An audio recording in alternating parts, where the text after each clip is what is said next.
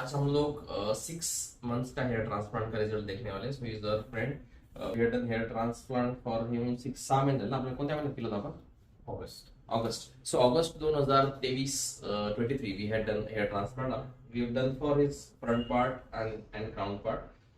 If you could take a closer look, you can see the hairline. Actually, the hairline जो है वो the hair, first of all, the texture of the hair, it is same as the natural hairs. Second thing, the hairline is zigzag and irregular. Third thing, the density and the direction, you can see the density of the transplanted hairs. Also you can see the direction, that is pretty natural.